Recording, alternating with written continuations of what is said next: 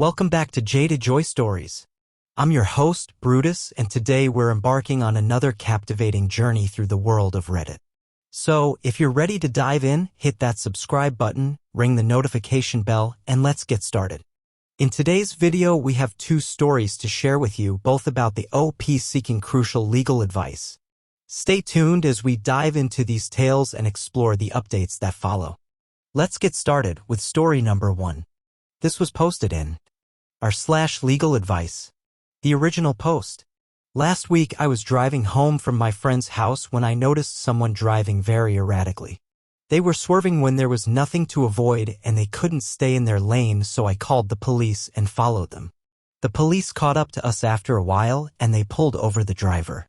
It turns out that he was extremely drunk, and when they gave him the sobriety tests he failed the exercises miserably. He was arrested and the police asked me to write a statement and give them my information. I gave one of the cops my driver's license. Note here that I am under 18, so he could copy my address, and he said that I wasn't allowed to be driving because it was past 11. I told him that I would have been home by 11, but I noticed the drunk driver and I didn't want someone to get hurt, so I followed them. Plus, when I called them they asked me to keep following the man even though it was technically past curfew. The officer said that it didn't matter even if driving past curfew meant that World War III was prevented, that the law is the law, and that he had to give me a ticket because I broke curfew. He said he would have to give me another ticket if I drove home myself, so I called my parents and they came and picked me up as well as drove the car I was driving home. This feels so wrong. I did a good thing and I'm getting punished for it. Am I really going to have to pay this ticket, or is there some way out? I'm thinking of calling the police station and asking them to reduce the fine, but at this point I'm really anxious because I have to mail something back to the court in a few days, otherwise I'll get arrested and I don't know what to do. I'm in Pennsylvania if it matters. Seems to me that the officer might have gone a little overboard on this one. If this is how OP is going to be treated, maybe next time he doesn't call the police. Y'all tell me in the comments what you think OP should do. Now onto the update. I took the advice that I was given and I pleaded not guilty. Last week I went to court and here is what happened. I brought copies of my cell phone's call log showing that I called 911 before curfew, as well as the same records from my carrier. I also got a copy of the drunk driver's criminal complaint with the help of the court clerk, and I printed out a copy of the justification law. The hearing started with the officer saying that I was pulled over on the side of the road, that he went to investigate why I was there, and that I voluntarily confessed to driving past curfew. He said that that was all he needed in order to prove my guilt and basically left it at that. Then it was my turn to speak. I said that while I did drive past curfew, it was because I had noticed an erratic driver and I was following him because I thought he was going to hurt someone. I felt that if I had let the man go that he would kill somebody. I also said that 911 had told me to keep following him. I gave my evidence to the judge and to the police officer. Then I said that I would have been home on time if not for the drunk driver. I argued that I had a reasonable belief that the man was very drunk and that the police are accusing the driver of having a .12 blood alcohol level. The judge asked the officer about the driver and he confirmed the blood alcohol level. Finally, I brought up the justification defense. I argued that driving past curfew was a summary offense and that drunk driving was at minimum a misdemeanor and at worst a first-degree felony if he killed someone. I said that the law clearly provided a defense to my conduct because drunk driving was clearly the greater of the two evils and I drove in an otherwise safe manner. The judge agreed and found me not guilty. He said that I had proven my defense by a preponderance of the evidence and that I had done the right thing. I'm going to get my collateral back in the mail in a few days and my record is clean. Thanks everyone for all of your advice. Wow, OP was able to go to court and had his case ruled in his favor. Glad everything worked out in the end. Still seems weird that the officer gave the ticket in the first place. What do y'all think? Let's move on to story number 2. This is in Texas. About a year ago I was fired for something I did not do. Basically, they thought I was stealing from the company and had me fired in the system before they informed me in person. When they caught the real thief, literally 5 minutes before I got the axe, I got called into HR where they apologized to me profusely and told me they would be working to reinstate me without losing my tenure or my vacation time. They asked me if there was anything they could do in the meantime. I asked for the vacation right then and there, which made HR really happy because me being gone for 2 weeks made it easy for them to fix the situation. While on vacation, I broke my leg and was wheelchair bound for a month. When I informed HR of this, they offered me the satellite office for temporary use since it was literally 1 block away from my house and I could get there safely using my wheelchair.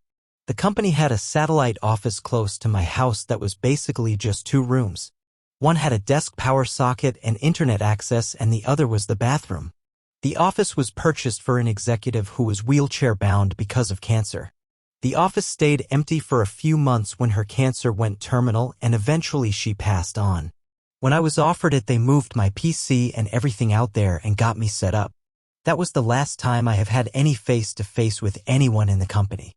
Even after my leg healed, I did not return to the normal building. I stayed in the office until HR wanted to move someone else in. Well, that never came. 5 months ago, my department was shut down. My boss, several employees, and a few other management people were quietly let go. Some kind of thing happened at the top that caused a lot of people to be let go. By this time, I was pretty much using the office as a second home and had not had any real contact with anyone outside of emails and the occasional phone call.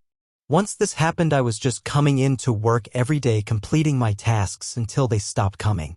Then I just came in every day waiting until the hammer fell. It never did. I have been coming in every single day, walking since it's only a 5-minute walk unless it's raining, hooking up my gaming laptop and hopping on Discord with my friends to play. Sometimes I will bring one of my gaming consoles into the office and play that too. I have been coming in every single day, walking since it's only a 5-minute walk unless it's raining, hooking up my gaming laptop and hopping on Discord with my friends to play. Sometimes I will bring one of my gaming consoles into the office and play that too. I have been using this office and collecting a paycheck for the last 5 or so months with no contact other than the company-wide emails and former coworkers of mine calling me asking how things are going. To put it into context of how much I have stopped caring, when I told my girlfriend about my job situation, she came to visit me at work. I will keep it G-rated here for you guys and will let you use your imaginations as to the nature of her visit. I do not state this to brag, but merely to paint the picture of how things are at my current job. All of this brings us to today. I have been using my free time to also study for several PC certs and have finally acquired them. I am getting job offers for a few places that will be a pretty big step up from my current position. What are the pros and cons of taking the new jobs without quitting my first job? I know that technically I am currently in the clear legally, but I want to know if that changes if I start working at another job and collecting 2 paychecks? I am guessing very much yes, but wanted to know more. Does the situation change if one of the companies allows me to work from home and I use my office to work at both jobs? I know I am being incredibly greedy, but I am legitimately wondering here cause it's like a very lucky situation I find myself in and it would be a complete waste to throw it away without a good reason. As if I could get in legal trouble is a very good reason to throw it all away and work at the new job. Seems OP has a good thing going. What would y'all do? Would you keep both jobs or would you put in a 2 weeks notice? Let us know in the comments, and if you are enjoying the video, don't forget to hit the like button. Now onto the update. Update. I am a forgotten employee who has been working for over a year. I was found out. Since the first time I posted, I got denied for the second job and basically have been coasting until I landed another position and turned in my 2 weeks notice. Recently I found a position at a tech firm that will allow me to work from home, is easier than what I used to do, and pays more. Basically tired of doing nothing even though I'm getting paid for it. The day after I mailed the keys to the satellite office back to the corporate office, I got a phone call at exactly 8 a.m. The head of HR for the former company wanted to speak with me in person. I asked her if there were any issues such as equipment that was not returned. She stated that there were no issues like that. They just had some questions about my job function over the last year.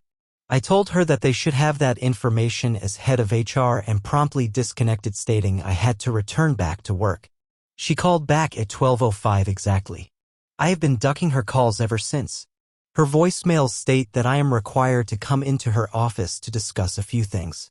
My emails with her have asked if there is anything that needs to be returned or issues with company property.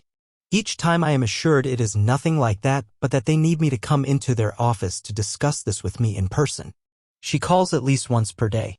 I am thinking I just need to ignore her until she either escalates or goes away. How incredibly bad is that plan? Before anyone says it. I know, okay, I should have quit a long time ago. I did not. Thank you everyone for your advice. I really appreciate it. Seems to me this is a situation where do nothing is the right answer. HR knows they can't legally claw back paychecks as he did nothing wrong, but there is nothing illegal about asking. No response is the right response in my opinion. What do you guys think? And that concludes another journey through the tales of Reddit. If you enjoyed today's story, be sure to hit that like button and subscribe to Jaded Joy Stories so you never miss out on the next adventure. And hey, if you've got your own story to share, feel free to drop a comment below. You never know, you might hear your story on here one day. This is Brutus, see you next time.